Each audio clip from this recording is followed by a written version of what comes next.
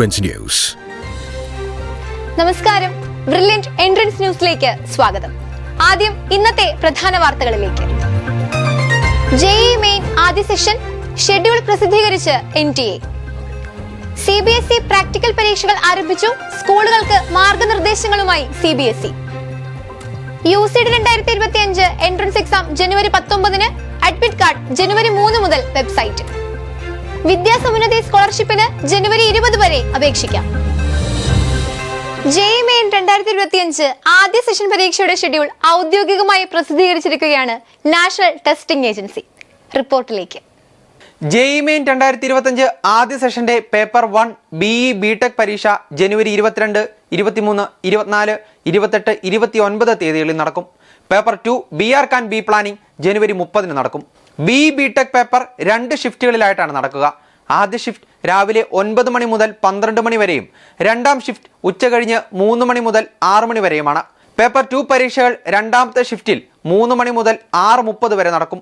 പരീക്ഷയുമായി ബന്ധപ്പെട്ട കൂടുതൽ വിവരങ്ങൾക്കായി jeimain.nta.nic.in എന്ന വെബ്സൈറ്റ് സന്ദർശിക്കാം.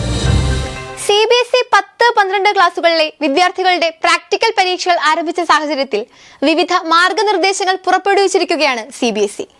പ്രാക്ടിക്കൽ ആൻസർ ബുക്സിന്റെ ലഭ്യത സ്കൂളുകൾ ഉറപ്പുവരുത്തണം. ലാബുകൾ മതിയായ രീതിയിൽ സജ്ജീകരിക്കണം. പ്രാക്ടിക്കൽ പരീക്ഷകളുടെ മൂല്യനിർണ്ണയം ഫെബ്രുവരി 14-ന് മുൻപ് പൂർത്തിയാക്കണം തുടങ്ങിയ നിർദ്ദേശങ്ങളാണ് CBSE പുറപ്പെടുവിച്ചിരിക്കുന്നത്. ഡിസൈനിംഗ് മേഖലയിൽ IIT-കളിലടക്കം പ്രവേശനം ലഭിക്കുവാനുള്ള പരീക്ഷയായ UCD എൻട്രൻസ് എക്സാം ജനുവരി 19-ന് രാവിലെ 9 മണി മുതൽ 12 മണി വരെ നടക്കും. നാളെ മുതൽ അഡ്മിറ്റ് കാർഡുകൾ വെബ്സൈറ്റിൽ നിന്നും ഡൗൺലോഡ് ചെയ്യാം. അഡ്മിറ്റ് കാർഡ് ID പ്രൂഫ് സഹിതം കുട്ടികൾ പരീക്ഷയ്ക്ക് ഹാജരാകണം. ഡിസൈനിങ്ങിന് മുംബൈ, ഡൽഹി, ഗുവാഹട്ടി, ഹൈദരാബാദ് തുടങ്ങിയ IIT-കളുടെ പ്രവേശനത്തിനാണ് UCD റാങ്ക് ഉപയോഗിക്കുക.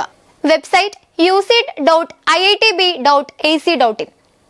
കേരളത്തിലെ മുന്നാക്ക സമുദായങ്ങളിൽ പെടുന്നതും സാമ്പത്തികമായി പിന്നാക്കം നിൽക്കുന്നതുമായ കുടുംബങ്ങളിലെ വിദ്യാർത്ഥികൾക്കായി കേരള സംസ്ഥാന മുന്നാക്ക സമുദായ ക്ഷേമ കോർപ്പറേഷൻ നടപ്പിലാക്കി വരുന്ന വിദ്യാസമുന്നതി കോച്ചിംഗ് അസിസ്റ്റന്റ് പദ്ധതിയിലേക്ക് അപേക്ഷകൾ ക്ഷണിച്ചു.